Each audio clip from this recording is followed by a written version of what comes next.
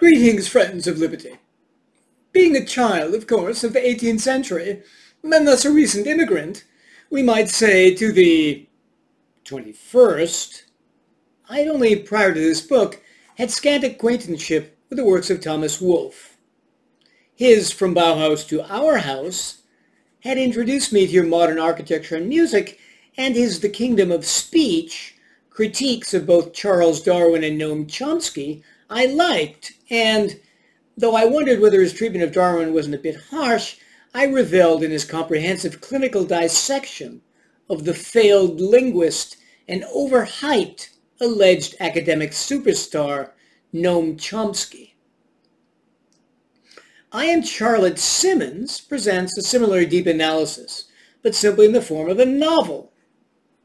Warming to his subject, the state of modern higher education, Wolfe employs his extraordinary verbal and satirical facility and reveals vividly drawn and realistic characters in the fictional college of DuPont, with the result that my attention was irrevocably captured throughout the length and breadth of its 732 pages.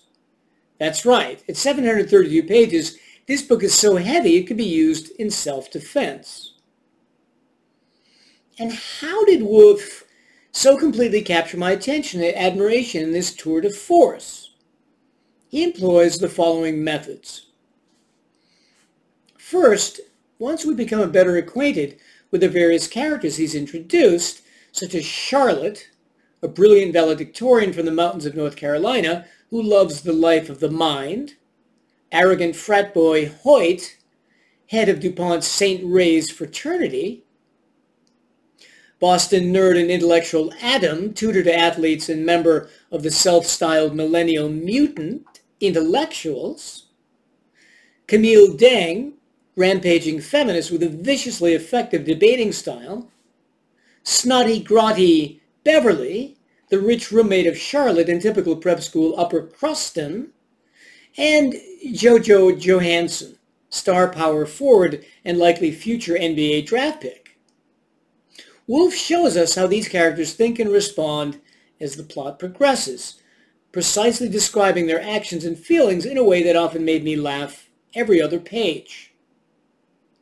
Because we come to see and know the strengths of each person, we can understand precisely why they react the way they do, and thus, quite often I was brought to snort, or laugh, or chuckle as he described their mental or existential responses. Of course, at other times the reader is left, as the situation warrants, with sadness, anger, or disappointment. But primarily this novel reads upbeat. Secondly, contributing to this heightened reality of the characters is the superb ability Wolfe has to render dialect, both regional and ethnic, this defining the characters, imprinting them, and rendering them utterly unique in our imaginations.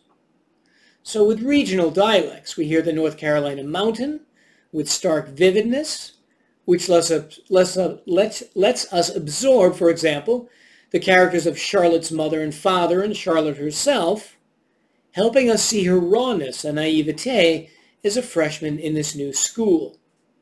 And when the dialect changes, Charlotte does to a degree. Similarly, Black English and Sports English flow naturally from the page in their authenticity, portraying the milieu of college athletics. Thirdly, specific collegiate words also convey the atmosphere.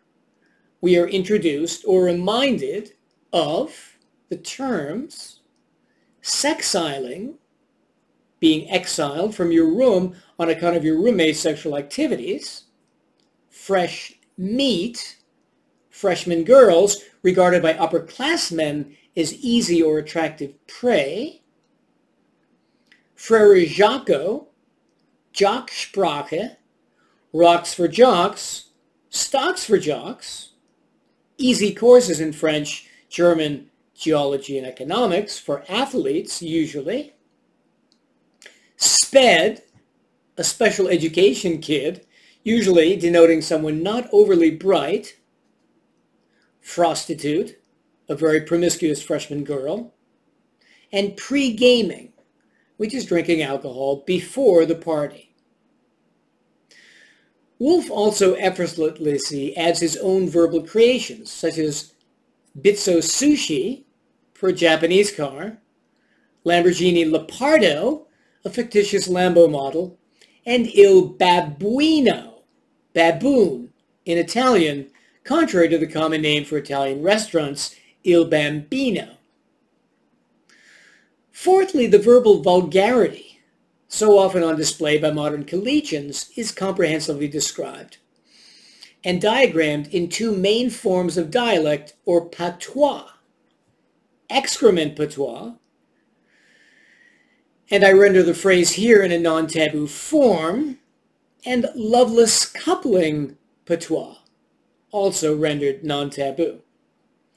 With each form, we get an approximate half page of the many varied senses in which excrement or loveless coupling can be employed.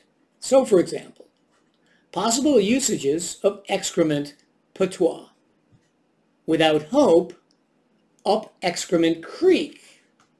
A devious reason, we need an excrement detector. If someone is inebriated, excrement-faced. Incompetence, couldn't play hockey for excrement. Indicating seriousness, no excrement. Verbal discourse, shooting the excrement. Illicit substances, did you bring the excrement? Benightedness, he doesn't know excrement. To express surprise, holy excrement, without meaning or importance, that doesn't mean excrement. Easily forecast, sure as excrement.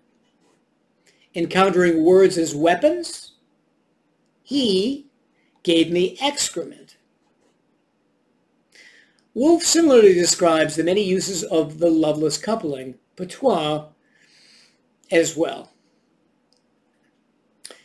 The advantages of the great facility with which Wolfe uses these terms is that not only can he portray collegiate life in its utter mindless vulgarity, but when characters start to change and try to stop using their accustomed loveless coupling, patois, as in the case of the aforementioned basketball player Jojo Johansson, he shows us repeatedly and humorously how the character is changing.